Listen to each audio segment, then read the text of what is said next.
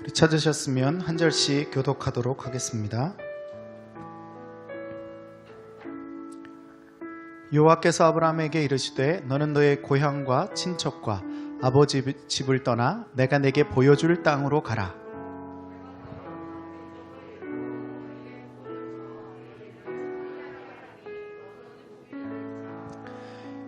너를 축복하는 자에게는 내가 복을 내리고 너를 저주하는 자에게는 내가 저주하리니 땅의 모든 족속이 너로 말미암아 복을 얻을 것이라 하신지라.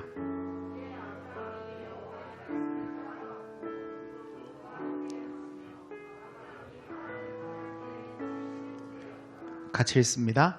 아브라함이 그의 아내 사레와 조카와 롯과 하란에서 모은 모든 소유와 얻은 사람들을 이끌고 가나안 땅으로 가려고 떠나서 마침내 가나안 땅에 들어갔더라. 데이처치 아멘. 지난주에는 이 창조의 복음에 대해서 살펴봤고요. 오늘은 이 복음의 두 번째 아브라함의 복음에 대해서 말씀드리겠습니다. 이 창조의 복음이 필요했던 사람은 두 종류의 사람이라고 말씀드렸습니다. 창조주 하나님을 기억하지 못하는 창조 질서를 잃어버린 사람. 그래서 질서가 무너진 사람들에게 복음이 필요하고요. 또 한 가지 하나님의 형상으로 지음받았다라고 하는 것을 기억하지 못하는 사람. 그래서 자기 존재를 인식하지 못하는 형상을 잃어버린 사람이 창조의 복음이 필요합니다. 그러면 우리가 이제 삶을 살면서 우리 주변에 질서가 무너진 사람에게 복음이 필요하다 이렇게 인식하면 되겠죠.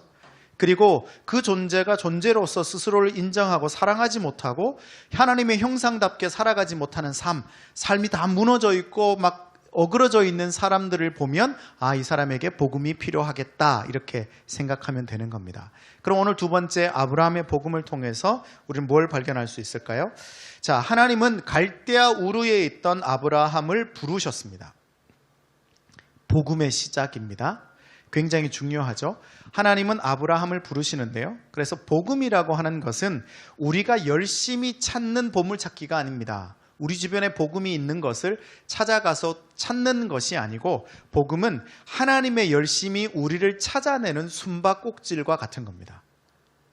우리가 찾는 보물찾기가 아니라 우리가 숨어 있는데 하나님 우리를 찾아내시는 것이 복음이라는 거죠. 죄인인 우리, 죄를 범하는 우리는요, 하나님을 피해 다닙니다.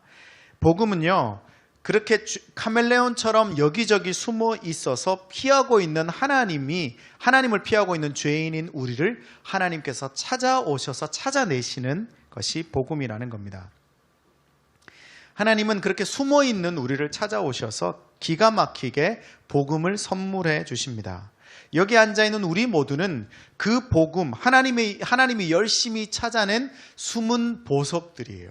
하나님이 찾아내신 자들이라는 겁니다. 하나님은 이 숨은 보석 아브라함을 갈대아 우르에서 찾으신 겁니다. 그리고 아브라함을 부르고 계시죠. 그리고 1절 말씀에 아브라함에게 뭐라고 말씀하시나요? 같이 한번 읽어볼까요? 시작.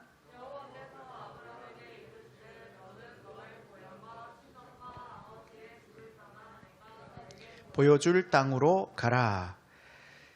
지금 하나님이 아브라함에 뭐라고 얘기하는 거예요? 75년간 살아왔던 땅을 갑자기 떠나라는 겁니다. 청천벽력 같은 이야기죠. 집을 떠나는 것, 내가 살던 곳을 떠난다라고 하는 것은 쉬운 일이 아닙니다. 지금 집을 떠나서 파주에서 생활을 하고 계신 현주 씨가 지금 줌에 있네요. 쉽지 않죠. 외롭죠. 네. 갈대아 우르는 아브라함의 고향입니다. 나고 자란 곳. 75년 한평생을 그곳에서 나무를 다듬어서 우상을 만드는 일, 목수였을 것이다. 이렇게 학자들은 추측합니다. 그런데 갑자기 그곳을 떠나라고 하는 것은 굉장히 황당한 일이죠. 아브라함이 고향을 떠나 다른 곳에 살게 될 것을 생각해 본 적이 있었을까요? 75년을 한 곳에 살았는데 없었을 겁니다. 그런데 갑자기 그 모든 것을 버리고 가라고 하면 가서 무슨 일을 하며 가서 뭐 먹고 살겠어요? 그러니까 이 굉장히 큰 고민거리겠죠. 그래서 하나님이 아브라함의 그런 고민거리들이 있음에도 불구하고 하나님이 아브라함에게 가라고 말씀하십니다. 새로운 곳으로. 이 굉장히 중요한데요. 하나님의 부르심은 언제나 갑작스럽습니다. 하나님은 스포를 안 해주세요. 미리 알려주시는 법이 없어요. 그냥 어느 날 갑자기 나타나서 가라 이렇게 말씀하십니다. 여러분, 짐작 불가능한 부르심은 언제 어디든 누구에게든지 간에 일어날 수 있다라는 겁니다. 예상 밖의 사람에게 상상 밖의 장소에서 하나님이 부르실 수 있다라는 거예요. 이 굉장히 중요합니다. 하나님은 언제 우리를 부르실지 모릅니다. 하나님은 언제 우리에게 가라 하실지 모릅니다. 그게 어떤 장소, 예상되어져 있는 곳, 주일날 예배를 드리다가 말씀 가운데 기도하다가 찬양하다가 같이 우리가 로그인을 하다가 거기에서 그런 하나님의 음성을 경험할 수 있다면 그건 예상이 예측 가능하잖아요. 근데 그런 곳에서 나타나지 않아요. TV를 보다가, 카페에서 커피를 마시다가, 길거리를 걷다가 하나님께서 말씀하신 소리를 들을 수도 있습니다. 그리고 하나님께서 목사님을 통해서, 아니면 우리 집사님들을 통해서, 아니면 성도들을 통해서 하나님 음성을 들려주시면 그것도 예측 가능한데, 심지어 무속인을 통해서 말씀하시는 경우도 있더라고요. 예전 교회에 어떤 집사님은 점을 치러 갔더니 그 점 치시는 무속인이 당신은 교회 가야 살아. 그래서 교회를 등록하셔서 열심히 신앙생활을 하고 있다고 하더라고요. 그 얼마나 슬픈 얘기입니까? 그리스도인들이 얼마나 전도를 안 하면 하나님이 무속인을 통해서 전도하시겠어요. 근데 하나님의 음성을 어디에서 들을지 모릅니다. 내가 막 머리끝까지 분노가 치밀어 오르는 상황 가운데서도 하나님은 말씀하실 수 있어요, 없어요? 내가 좋아하는 TV 드라마를 보다가도 하나님 말씀하실 수 있어요, 없어요? 거의 없습니다. 드라마를 보다가 하나님 음성을 듣는 경우는 잘 없어요. 그래도 하나님 말씀 앞에 머물러 있을 때, 성도의 교제를 나눌 때 들을 가능성이 크지, 드라마를 보다가 1박 2일 그런 걸 보다가 하나님 음성을 듣는 경우가 있을 수도 있지만 거의 없기는 해요. 근데 중요한 것은 뭐예요? 어디든지 하나님은 말씀하실 수 있다라고 하는 겁니다. 하나님이 언제 어디서든 일할 수 있다라는 것을 알아야 합니다. 뭐라고요? 하나님이 언제 어디서든 일할 수 있다라는 것을 알아야 된다라는 거예요. 예상 밖의 사람에게, 그리고 예상 밖의 장소에서 그런 하나님의 일하심이 일어날 수 있습니다. 그래서 성도는요, 우리의 일상에서 하나님의 부르심에 집중할 수 있어야 합니다. 우리가 한 주간 살아가면서 여러분이 직장 생활에도 집중하시고, 가정을 돌보는 일도 집중하시고, 나의 존재를 회복시키고 돌아보는 일도 집중해야 되지만, 가장 중요한 것은 하나님의 부르심이 어디 있는가, 하나님은 지금 어디에서 일하고 계시는가에 대한 집중이 필요합니다. 하나님의 부르심은 내 계획과 다를 수 있고 익숙하지 않을 수 있습니다. 그래서 하나님의 부르심을 알아차리는 것이 쉽지 않아요. 내가 알아들을 수 있도록 말씀하시면 얼마나 좋겠어요. 근데 하나님이 그런 말씀을 통해서 우리에게 말씀하시지 않을 수 있다라는 겁니다. 하나님의 부르심, 그것을 복음이라 말하죠. 하나님이 불러내시는 것, 우리를 찾아내시는 것, 그것이 복음입니다. 하나님의 부르심이 들려질 때 구원에 이르게 됩니다. 하나님이 우리를 부르셔서 복음이 우리에게 들려질 때 우리가 구원에 이르게 되고, 그 부르심이 이웃에게 전해지는 것, 그것이 구원으로 초대하는 초대장이 되는 것, 그게 바로 전도인 거죠. 그러니까 다 부르심이에요. 하나님이 우리를 불러주시는 것을 듣고 우리는 구원에 이르게 되고, 우리 이웃에게 하나님의 복음의 초대장을 전해서 그들이 듣게 되어지는 것, 그것이 전도인 겁니다.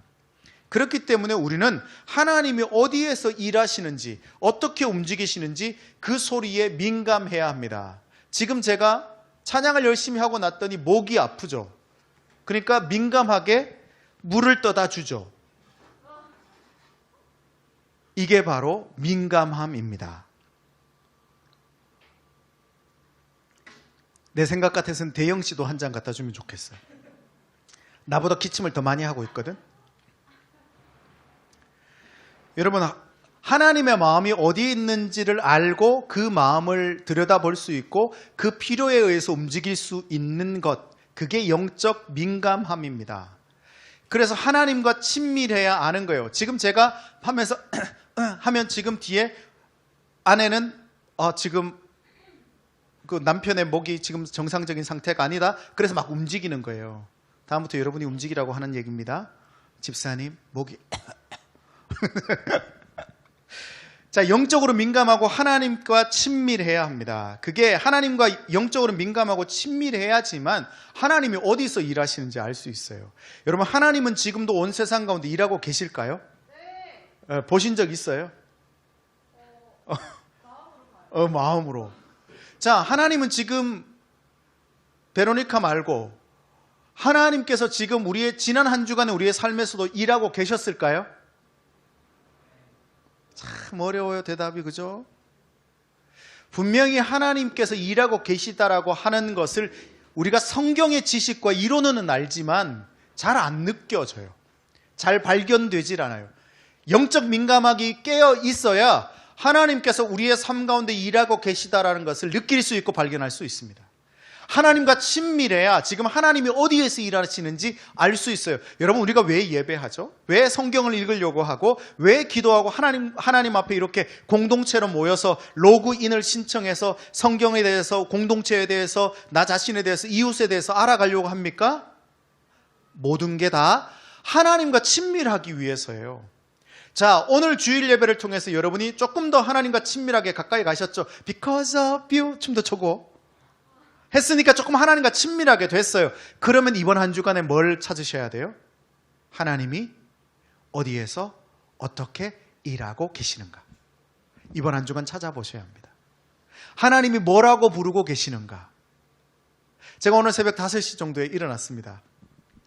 갑자기 그런 마음이 들더라고. 내가 왜 이때 늦게 잤는데 한 새벽 1시쯤 잤는데 5시에 눈을 깼어요. 잠이 깼어요. 피곤할 거 아니에요. 근데 하나님이 사무엘을 부르시는 거, 사무엘아 하시는 것처럼 준호야 이렇게 부르시는 것 같더라고요. 다시 잠들었지만 여러분, 하나님이 그때 그 당시에 나를 그렇게 부르실 수도 있는 거잖아요. 그게 하나님과 친밀해야만, 영적으로 민감해야만 들려질 수 있는 겁니다. 하나님의 부르심으로 복음을 통해 구원에 이른 자들에게 엄청난 약속이 주어져 있습니다. 2절 말씀입니다. 같이 한번 읽어볼게요. 시작. 내가 너로 큰 민족을 이루고 너에게 복을 주어 네 이름을 성별하게 하리니 너는 할렐루야. 하나님이 부르셔서 우리에게 복음을 주신 이유, 복음을 통해서 우리가 구원에 이른 자들에게 주시는 게 뭐라고요? 복을 주시는 게 아니고 더 엄밀히 얘기하면 복이 되는 겁니다. 복을 받는 게 아니고 내 자체가 복이에요. 그게 구원받은 자들에게 주시는 하나님의 약속이에요. 그래서 복음은요, 내 존재가 복임을 깨닫는 겁니다. 내가 복이에요. 그렇지. 내가 복이에요. 내 존재 자체가. 내가 무엇을 해서 복이 아니에요. 지난 한 주 여러분 큐티 열심히 하셨습니까? 하나님 말씀대로 말씀을 읽으면서 정직하게 하나님 뜻대로 사셨어요? 못했어요. 그러면 어떤 마음이 들어요?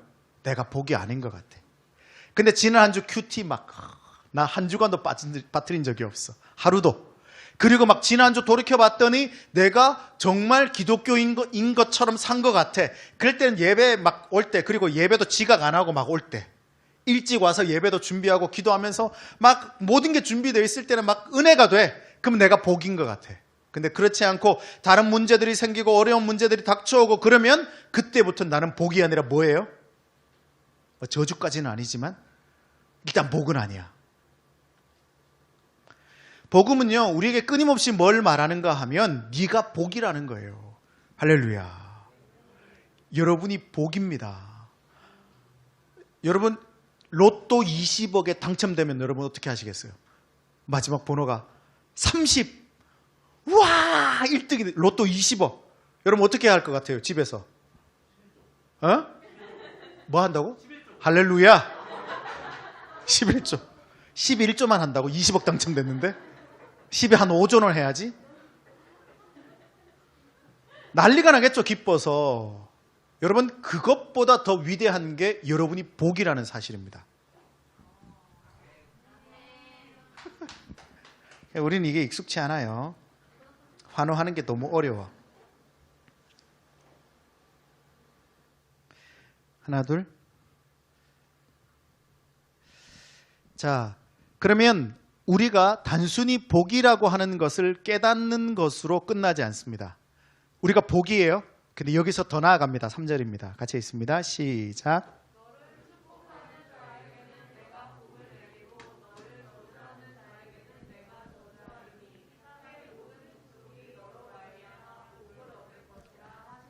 아멘. 그러니까 복을 가진 자를 축복하면, 그러니까 복인 나를 축복하면 누군가 복을 받고 나를 저주하면 저주를 받는데요. 내가 뭐가 되는 거예요? 복의 기준점이 되는 겁니다. 그래서 내가 나를 누군가가 축복해주면 그 사람은 축복을 받습니다. 나를 저주하면 그 사람이 저주받게 되어집니다. 실제로 아브라함은 75세의 나이로 고향을 떠날 때까지 자녀가 없었어요. 그리고 재물도 그리 많아 보이지 않습니다. 왜냐하면 이 5절에 보면 모든 소유를 끌고 가나안 땅에 갔다고 성경이 기록합니다. 그 당시에 재력을 가지고 있는, 굉장히 큰 재력을 가지고 있는 사람이 자기의 재력을 가지고 어떤 마을로 가면 거기에 분쟁이 생깁니다.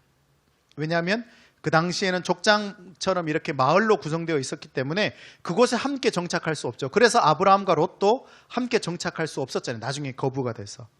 그렇기 때문에 아브라함이 그렇게 많은 것을 가지고 있다 볼 수는 없습니다. 하지만 창세기를 계속 읽어 나가다 보면 나중에 아브라함이 얼마나 큰 복을 받게 됐는지 알 수 있어요. 아브라함이 175세까지 살면서 8명의 자녀를 낳았고 조카 롯이 붙잡혀 갈 때 구출 작전에 투입한 개인 사병만 318명이었습니다. 그러니까 어마어마한 부를 가진 사람이 되었죠. 자, 그렇다면 오늘 우리가 이곳에서 이 말씀을 통해서 발견하고 싶은 건 이겁니다. 그럼 과연 누구에게 아브라함의 복음이 필요할까? 어떤 사람에게 아브라함의 복음이 필요할까? 첫 번째입니다. 같이 한번 읽어보겠습니다. 시작.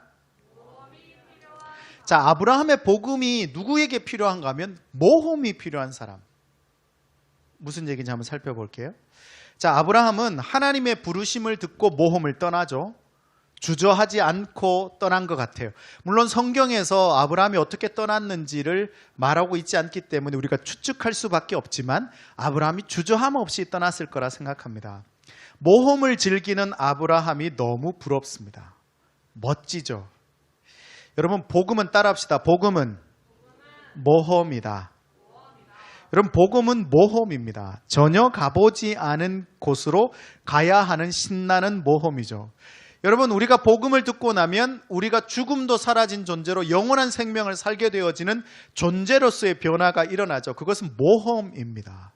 그래서 복음 그 자체는 모험을 떠나는 거죠. 근데 하나님이 부르시면 대부분 어떻게 하는가 하면, 잠시만요. 신약 성경에 보면 그렇게 얘기하죠. 장가 가야 됩니다. 일단 하나님 부르시기 전에 전 장가를 가야 하고요. 소를 팔아야 합니다. 주식이 좀 올라야 하고요. 자녀들이 좀 더 크면이라고 말하지 않고 아브라함은 네, 그럴게요. 와우, 신난다 라고 하면서 하나님의 부르심을 쫓아 따라갔습니다. 그래서요, 복음은요, 한자리에 정착하고 있는 이 캠핑장 말뚝에 박혀 있는 숙소용 카라반이 아니에요. 사실은 그 카라반은 이동할 수 있는 이 캠핑용 차량임에도 불구하고 캠핑장에 가면 딱 박혀져 있어요. 복음은 그런 게 아니에요. 복음은요, 이곳저곳을 돌아다니면서 모험하는 바퀴 달린 집과 같은 거예요. 그래서 복음을 깨닫고 나면 모험이 시작되어집니다. 그래서 복음을 깨달은 자들은 하나님과 함께 모험하는 것을 주저하지 않습니다. 혹시 주저하고 있다면, 내가 지금 주저하고 있다면 복음의 모험이 필요한 때일 거예요. 일상이 무기력해졌다면, 일상이 무료해졌다면, 기대감이 사라지고 무가치해졌다면 복음의 모험이 절실히 필요할 때입니다. 우리의 삶에 복음을 통해서 모험을 시작하게 되면요, 우리의 삶은 모험으로 가득 차게 되어집니다. 모든 것이. 그렇기 때문에 무료해질 수가 없고 아무것도 할 수 없는 그 무기력에 빠져 있을 수 없고 기대감 없이 살아갈 수 없는 거예요. 복음은 모험이기 때문에 그렇죠. 그래서 여러분, 복음의 모험이 절실히 필요합니다. 복음을 가지고 모험하는 것이 필요하죠. 여러분 한번 상상해 보세요. 이번 한 주간 어떤 모험을 시작해 볼지, 복음과 함께 어떤 모험을 떠날지 한번 생각해 보십시오. 연초에 세우는 전형적인 신앙인의 모험은 어떤 거예요? 새벽 기도. 올 한 해 하나님과 함께 작정 기도해 보겠습니다. 아니면 성경 통독을 하겠습니다. 라고 작정하고 연말쯤 되면 그래, 내년에 다시. 그래서 모험이 많이 실패하죠. 이런 전형적인 모험도 괜찮은 모험, 좋은 모험이에요. 좀 더 새로운 모험들도 생각해 보십시오. 어떤 모험이든 괜찮습니다. 그럼 이제 한번 생각해 봅시다. 우리의 이웃 중에 누가 이 아브라함의 복음이 필요할런지. 모험이 사라져버린 사람들이에요. 우리 이웃들 중에도 모험이 사라지고 그냥 더 이상 모험이 두려워서 주저앉아 있고 염려하고 있는 사람들이 있죠. 그냥 내가 살아가는 삶에 안주하게 되어져서 그냥 그 삶에서 떠나지 못하는 사람들, 그들에게 아브라함의 복음이 필요합니다. 왜요? 그래야 그들의 삶이 다시금 모험으로 가득 차게 되어지거든요. 무기력에 빠져 있는 사람, 실패감에 젖어 있는 사람들이 있다면 아브라함의 복음이 필요할 때입니다. 그들에게 지금 무언가 새로운 일이 일어나야만 하죠. 설레이는 복음의 모험으로 시작해야 할 복음이 필요한 사람들. 우리가 설레이는 이 복음의 모험을 시작할 때 그 설레임이 필요한 사람들이 보이게 되어지는 겁니다. 모험이 필요한 사람이 보여지게 되는 겁니다. 2019년 잡코리아 조사에 의하면 그 번아웃 증후군이라고 하는 번아웃 증후군에 빠져 있는 사람이 95%랍니다. 직장이 무료하고 눈 뜨면 직장에 가기 싫고 학교에 가기 싫고 공부가 하기 싫고 모든 게 다 지겹고 싫어진 사람. 그런 사람이 번아웃 증후군이래요. 근데 몇 프로라고요? 그건 전부란 말이에요. 전부. 그렇게 살아가는 시대예요. 그래서 무기력이 일상이 된 시대입니다. 기대감이 없는 게 일상이 된 시대입니다. 직장 생활하는 게 기대감이 있겠어요? 뭐 똑같은데. 그것 가운데 일하시는 하나님에 대한 기대감이 사라져버린 시대. 그런 시대 가운데 설레이는 복음을 통해서 모험을 시작하는 사람들이 생겨나면 그렇게 설렘이 필요한 사람들이 보여지게 되는 거죠. 그래서 복음으로 설레이는 모험을 시작할 때 복음이 일하고 있는 영적 현장이 열리게 되어지는 겁니다.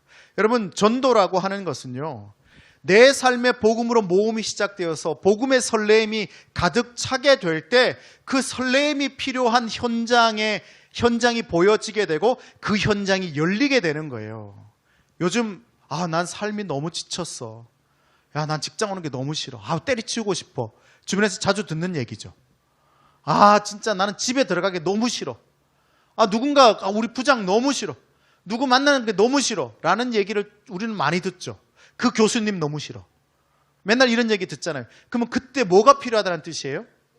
그 사람에게 모험이 필요하다는 뜻이에요. 그럼 모험은 어디서부터 출발하는 거예요? 복음으로부터 출발하는 거예요. 그러면 그 사람에게 지금 뭘 전해줘야 되는 거예요? 복음을 어떻게 전해줘요? 새로운 모험을 시작할 수 있도록 초대해줘야 합니다. 그러지 말고 나랑 같이 댄스 스포츠 탱고 하러 가보자. 나랑 같이 등산해보자. 나랑 같이 한번 뛰어보자. 나랑 같이 게임하러 가보자. 아니면 좋은 커피숍에 한번 가볼까? 라고 하면서 그들을 모험으로 초대해 주어야 합니다. 여러분, 설레임을 회복하십시오. 이번 한 주간 설레임이 회복이 안 된다면 설레임이라도 사 드십시오. 안 할까 하다가 했어요. 자, 설레임을 회복하기 위한 한 걸음을 오죽하면 그렇게라도 얘기하겠어요. 전 그런 유머 싫어해요.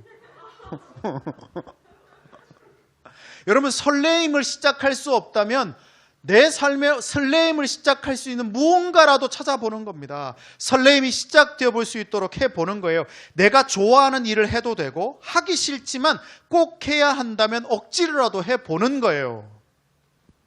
새로운 사람이나 동아리를 찾아가 보는 겁니다. 그게 신앙과 영적 설레임이라면 너무 좋겠죠. 최상일 겁니다.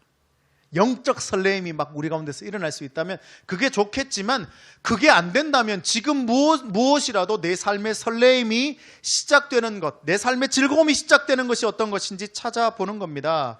새로운 작은 모험이 시작되어야 하죠. 데이처치는 복음과 함께 모험하는 교회입니다. 모험하러 오셨잖아요. 이 교회에 왜 오셨습니까? 왜 이렇게 오셔서 막 조명이 빙빙빙빙 돌아가고 정신사납게 뭐 내가 했던 신앙의 패턴과도 다른 일들을 왜 하고 있어요? 모험하기 때문이에요. 우리는 지금 이곳에 모험하러 와 있습니다. 그래서 데이처치는 모험하기를 두려워하지 않는 교회예요. 무엇이든지 좋습니다. 모험을 시작하십시오. 여러분의 삶에 모험으로 채우십시오. 설레이는 모험을 시작하는 겁니다. 이 설레임이 회복되고 나면, 우리의 삶의 설레임이라고 하는 것이 시작되고 나면 복음과 함께하는 모험도 시작되어질 겁니다. 모험하는 복음을 통해서 모험에 동참하는 복음의 소식을 듣고 발견하게 될 것입니다. 단, 실패를 걱정하지 마십시오. 뭐라고요? 모험하는 자들은 실패를 걱정하면 안 됩니다. 실패할 수 있습니다. 하지만 그것은 실패가 아니에요. 실패는 모험에 빠져서는 안 되는 필수 요소입니다. 그래서 실패를 했다면, 이야, 내가 진짜 모험을 제대로 하고 있구나라고 생각하시면 됩니다. 그래서 다시 하면 되고요. 또다시 도전하면 되고 다시 일어나면 됩니다. 그걸 위해 공동체가 존재하는 거예요. 지칠 때 지쳤다, 모험하다 지쳤다라고 말할 때 서로 격려하고 응원하기 위해서 공동체가 존재하는 거니까요. 여러분, 새로운 모험을 시작하십시오. 이번 한 주간 여러분의 삶에 새로운 모험이 시작되기를 예수 이름으로 축원합니다. 그리고 모험이 필요한 자들을 찾을 수 있게 되기를 소망합니다. 그 두 번째입니다. 아브라함의 복음이 필요한 사람 같이 있습니다. 시작. 호랑이는 죽어 가죽을 남기고 사람은 죽어 이름을 남긴다. 데이처치 모든 사람들이, 가족들이 이웃이라네. 이름을 남기게 되기를 예수 이름으로 축원합니다. 별로 안 오나 봐요. 자, 모험의 복음으로 초대된 아브라함은 순종했습니다. 결단했습니다. 실행했습니다. 그리고 진짜 갔습니다. 놀라운 것은 그 결정으로 아브라함은 모든 민족에게 복이 되는 존재가 되었다라고 하는 거죠. 복과 저주의 기준점이 되었습니다. 근데 중요한 것은요, 이 얘기가 이런 얘기는 아닙니다. 우리 모두 위대한 존재가 됩시다. 이 얘기는 아니에요. 왜냐하면 위대한 존재가 되자고 하면 굉장히 부담스럽습니다. 아브라함처럼 우리의 자식을 모리아 산에 하나님께 제물로 드리십시다. 할 수 있는 분들 한번 손 들어보세요. 아니 우리 자녀쯤은 그냥 저는 하겠습니다. 내가 얘기한 거예요 지금. 이나 유나를 하겠습니다. 할렐루야. 여러분, 아브라함처럼 집사님 빛나를 하나님께서 모리아 산에 제물로 바치래요. 너무 좋아하시는데? 형진이를 할 수 있겠어요?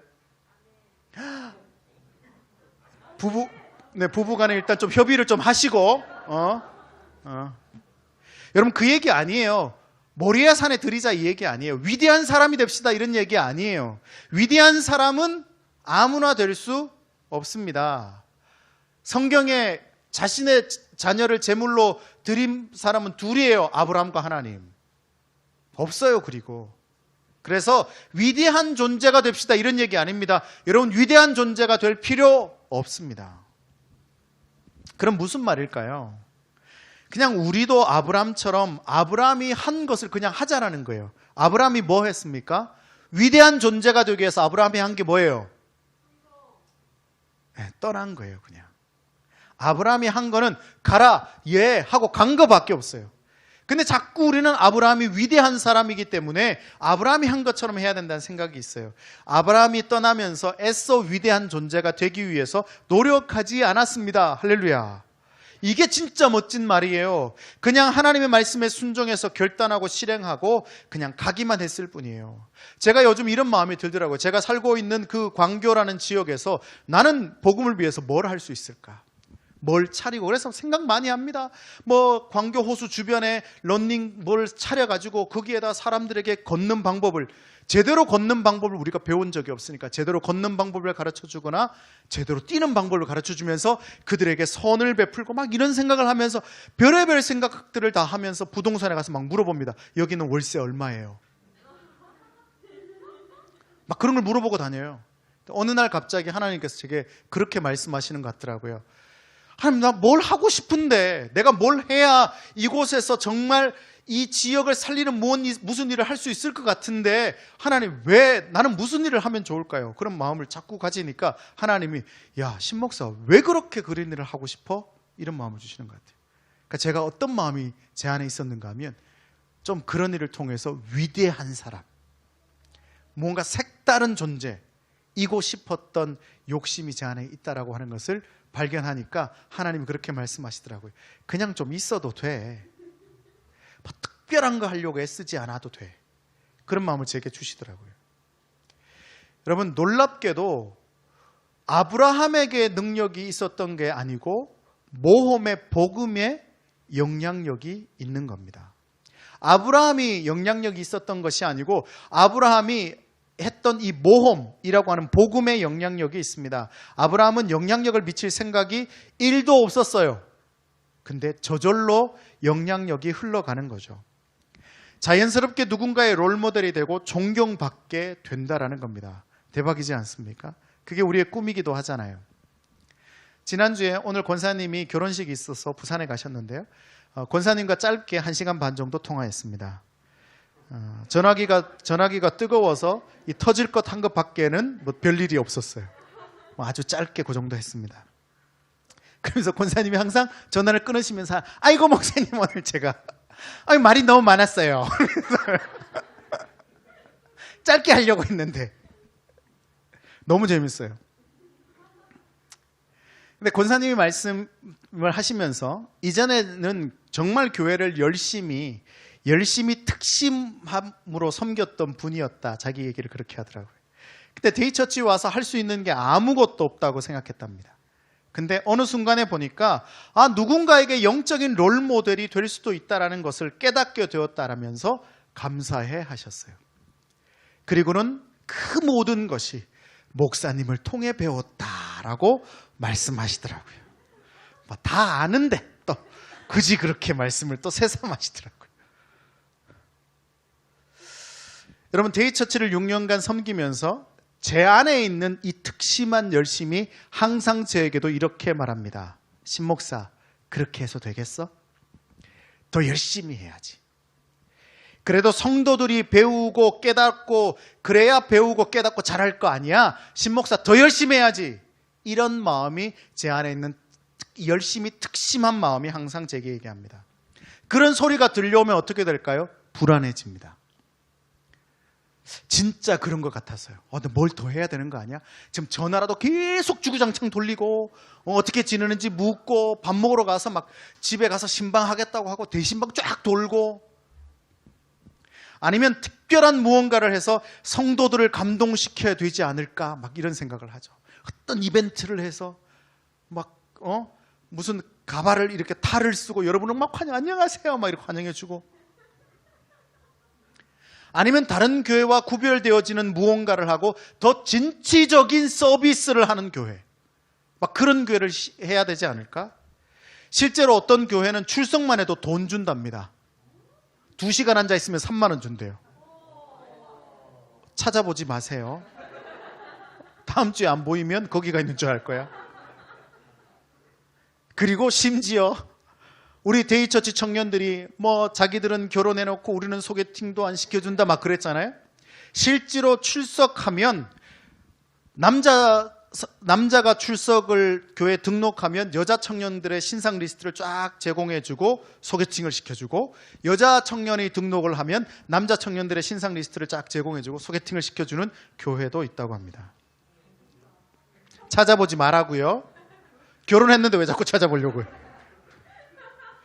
주일 학교가 특별하거나 아니면 예배가 엄청난 교회들도 있죠.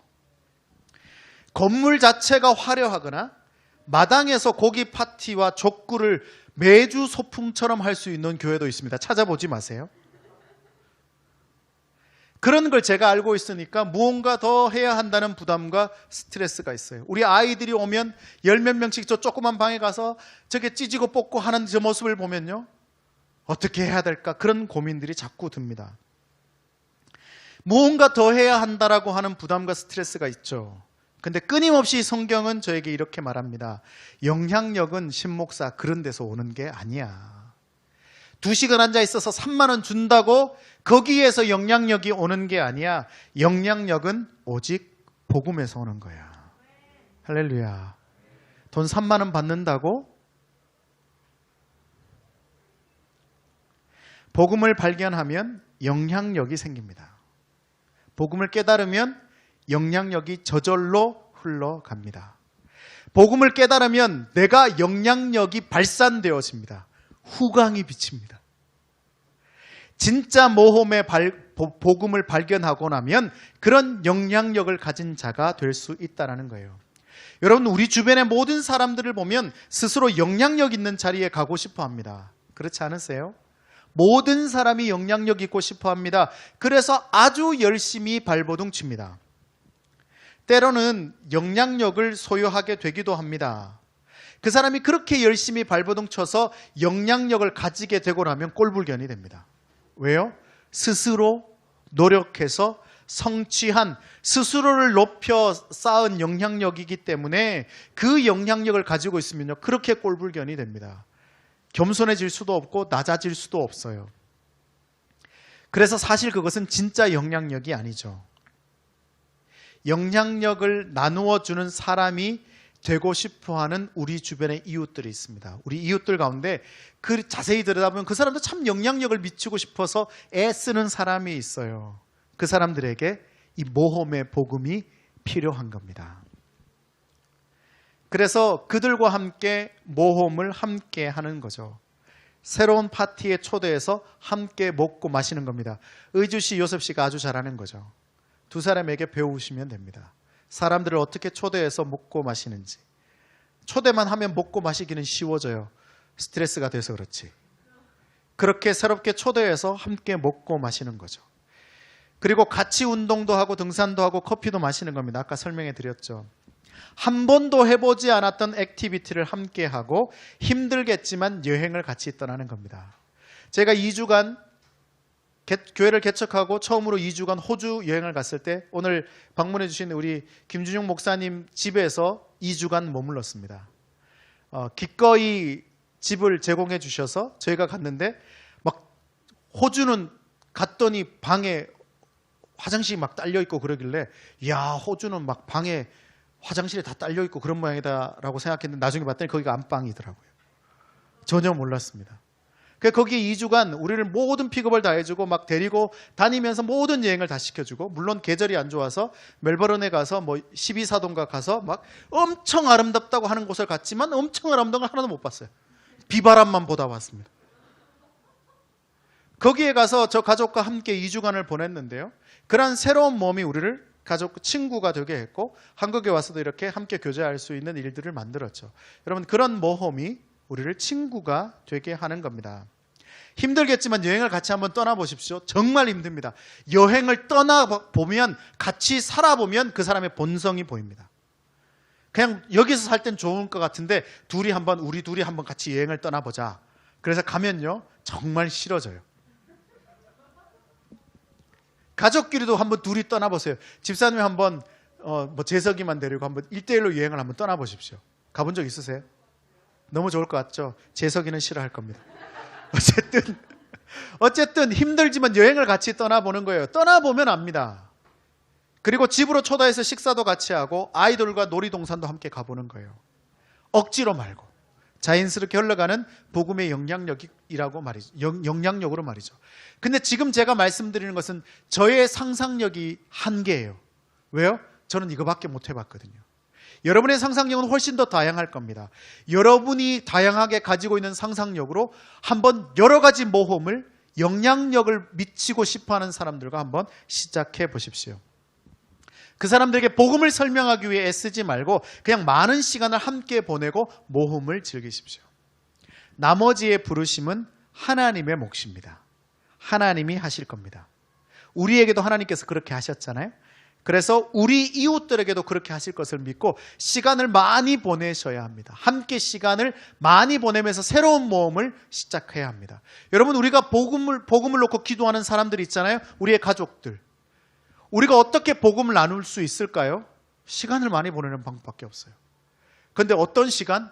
새로운 시간. 항상 해왔던 TV를 계속 같이 봐요. 별일 일어나지 않습니다. 웬만해선 역사가 일어나지 않습니다. 새로운 일을 시작해 보는 겁니다. 새로운 곳으로 함께 찾아가 보는 겁니다. 그리고 그곳에서 모험을 함께 즐겨야 합니다. 그때 하나님의 초대가 일어나게 될 겁니다. 복음의 영향력이 시작되고 흘러가는 대가족들과 우리 손님들이 되시기를 예수 이름으로 축원합니다. 같이 기도합시다.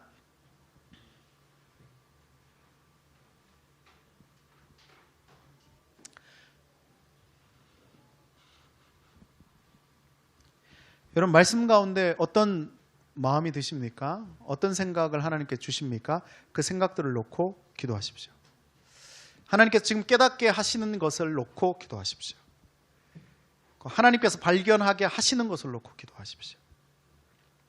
혹 새로운 모험을 시작하도록 하나님께서 초대하신다면 용기를 달라고, 그리고 실행할 수 있는 실천력을 달라고 기도하셔야 합니다. 잘 변하지 않거든요.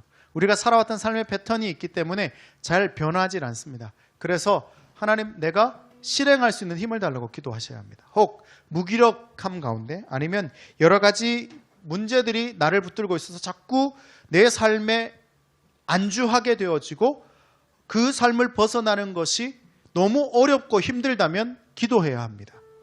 하나님 은혜가 필요합니다. 여러분, 그게 오늘 우리가 이 자리에 함께 있는 이유예요. 그 일은 하나님이 시작하십니다. 하나님이 초대하십니다. 하나님이 부르십니다.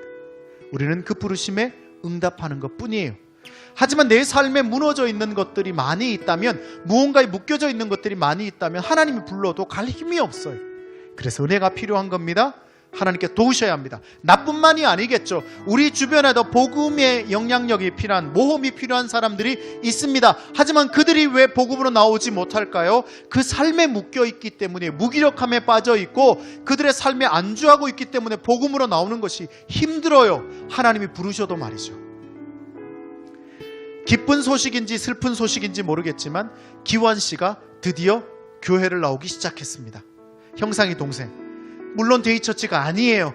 그건 속상하지만 이제 지난주에 처음으로 예배를 드리고 너무 예배가 좋았대요. 그 첫 예배의 시작이 지난번 우리 MT의 예배였대요. 그때 말씀을 듣다가 마음이 너무 평안했대요. 근데 지난주에 말씀을 듣는데 마음이 너무 평안하더래요. 데이처치가 아니에요. 하지만 하나님은 기뻐하실 줄로 믿습니다. 여러분, 그렇게 할 수 있는 이유가 어디 있어요? 그도 하나님께서 부르셔도, 하나님께서 말씀하셔도 나올 수 있는 힘이 없어요. 왜? 내 삶에 폭 빠져 있기 때문에, 나를 붙들고 있는 수만 가지들에 묶여져 있기 때문에 나올 수가 없어요. 그래서 그도 은혜가 필요한 겁니다. 그래서 우리가 중보하는 거예요. 그 영혼을 위해서 기도하는 거예요. 하나님, 그가 하나님께서 부르실 때, 아브라함처럼 나오라고 말씀하실 때, 가라라고 말씀하실 때 나올 수 있는 힘을 주십시오. 그렇게 우리가 기도해야 합니다. 하나님께서 어떤 마음을 주십니까? 자유롭게 찬양하실 분들은 찬양하시고요, 기도하실 분들은 기도하십시오. 중보하실 분들은 중보하십시오. 나 자신을 위해 기도하셔도 좋고, 이웃을 위해 기도하셔도 좋고, 하나님께서 어떤 주시는 메시지를 놓고 기도하셔도 좋습니다. 하나님께 함께 기도하며 하나님 앞에 나아가겠습니다. 기도합니다.